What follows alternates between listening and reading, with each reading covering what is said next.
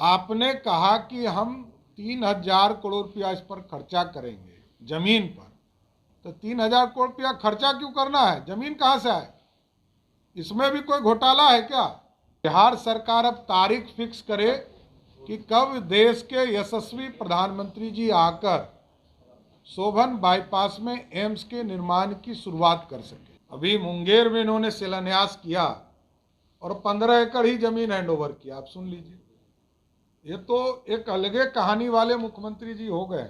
उप मुख्यमंत्री जी ने कहा कि भारत सरकार 500 करोड़ रुपया देता है, अरे वो मेंटेनेंस पे 500 करोड़ रुपया देता है। हजारों करोड़ रुपया लगाकर बिल्डिंग और पूरा इंफ्रास्ट्रक्चर का काम किया जाता है। स्वास्थ्य मंत्री जी, 17 दिन तक 5 मजदूर बिहार के, पूरा देश चिंतित था, प्रधानमंत्री रोज मॉनिटरिंग कर रहे थे, उत्तराखंड के मुख्यमंत्री जी रोज वहां जाते थे और यहां कोई चिंता भी जारी नहीं कर रहा था। देखिए, मैं आपके माध्यम से आग्रह करना चाहता हूं नीतीश बाबू से कि शोभन बाईपास जो दरभंगा में है उसमें एम्स की स्वीकृति का सहमति प्राप्त आपको हो गया। आपने 3 बार जमीन बदला, आज भी डीएमसीएच के 82 एकड़ जमीन एम्स के डायरेक्टर के अधीन है। वहाँ झंडा एम्स के डायरेक्टर फहराए, लेकिन आपने एन समय पर, क्योंकि प्रधानमंत्री जी को इसके शिलान्यास के लिए आना है और आप जमीन उपलब्ध कराइए। कब आप तारीख फिक्स कर रहे हैं? मैं यही आग्रह करूंगा कि बिहार सरकार अब तारीख फिक्स करे कि कब देश के यशस्वी प्रधानमंत्री जी आकर शोभन बाईपास में एम्स के निर्माण की शुरुआत कर सके। क्योंकि उप मुख्यमंत्री जी ने कहा कि भारत सरकार 500 करोड़ रुपया देता है, अरे वो मेंटेनेंस पे 500 करोड़ रुपया देता है। हजारों करोड़ रुपया लगाकर बिल्डिंग और पूरा इंफ्रास्ट्रक्चर का काम किया जाता है। स्वास्थ्य मंत्री जी, और आपने कहा कि हम 3,000 करोड़ रुपया इस पर खर्चा करेंगे जमीन पर, तो 3,000 करोड़ रुपया खर्चा क्यों करना है? जमीन कहां से आए? इसमें भी कोई घोटाला है क्या? आप वहां जो सरकारी जमीन है वो उपलब्ध करा दीजिए तुरंत, और वहां एम्स का निर्माण शुरू हो जाएगा। जिस तरह दरभंगा एयरपोर्ट में एयरपोर्ट भी चालू किया गया, और बिहार का कोई एयरपोर्ट नहीं है जहां बड़ा बोइंग एरोप्लेन उतर सकता हो, तो बार बार आप वहां छोटा छोटा टुकड़ा देने का काम करते हैं नीतीश बाबू। अभी मुंगेर में इन्होंने शिलान्यास किया और 15 एकड़ ही जमीन हैंडओवर किया। आप सुन लीजिए, ये तो एक अलगे कहानी वाले मुख्यमंत्री जी हो गए।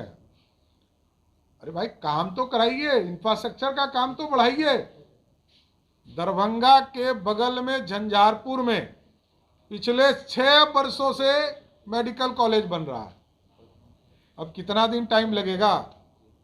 आपने शिलान्यास किया जमुई में, 3 साल हो गया, एक ईंटा नहीं गिरा है। ये सिर्फ चुनावी स्टंट करने के लिए नीतीश कुमार जाने जाते हैं। नीतीश बाबू से आग्रह करूंगा कि आप विशेष तौर पर इसकी चिंता करिए और मेडिकल फैसिलिटी को बढ़ाने का काम कीजिए। लेकिन बिहार से ऐसी कोई तस्वीर नहीं दिखी, ना तो सरकार ने किसी नोडल अधिकारी को वहां भेजा और ना ही कोई मुआवजे की बात की जा रही है। देखिए, बिहार में कोई सरकार चल रही है मेरे को नहीं पता है। मैं विरोधी दल में हूँ और मैं लंबे समय से बिहार की राजनीति में हूँ। लालू जी के भी राज को देखा, नीतीश जी के भी राज को देख रहा हूँ। कोई सरकार चल रही है क्या? 17 दिन तक 5 मजदूर बिहार के, पूरा देश चिंतित था, प्रधानमंत्री रोज मॉनिटरिंग कर रहे थे, उत्तराखंड के मुख्यमंत्री जी रोज वहां जाते थे और यहां कोई चिंता भी जारी नहीं कर रहा था। बिहारी होना हमारे लिए गर्व का विषय है, लेकिन जो सत्ता में बैठे हैं उनके लिए चिंता का विषय नहीं है। जब भी कुछ बुरा होता है तो दूसरे पे फेंक दिया जाता है। उन्होंने कहा है कि प्रधानमंत्री को रोकना चाहिए, अगर देश में कहीं शुभ काम हो तो उन्हें वहां नहीं जाने देना चाहिए। टनल वाले से देखिए, जनता दल यूनाइटेड को ये समझना पड़ेगा कि आदरणीय प्रधानमंत्री आदरणीय नरेंद्र मोदी जी अच्छे कार्य हो, खराब कार्य हो, असफल कार्य हो, सब में जाते हैं। यही तो उनकी खूबी है, सीने से लगाते हैं। हमारे लोग यदि कहीं हार जाते हैं, सीने से लगाने का काम प्रधानमंत्री जी करते हैं, स्नेह प्यार देते हैं, हमारे लोग लड़े, आगे के दिनों में जीते। असफल प्रयास को सफल प्रयास बनाने का काम देश के प्रधानमंत्री जी कराने का काम करते हैं। चाहे वो साइंटिस्टों का मामला हो, जब सैटेलाइट का इशूज आया उसमें भी बढ़ चढ़कर उन्होंने समर्थन देने का काम किया, और क्रिकेट के भी मामले में अशुभ तो स्वाभाविक है। हमने कहा है कि इंडी गठबंधन के लिए नरेंद्र मोदी पूर्ण रूप से अशुभ है। पर सब्सक्राइब और फेसबुक पर लाइक जरूर करें।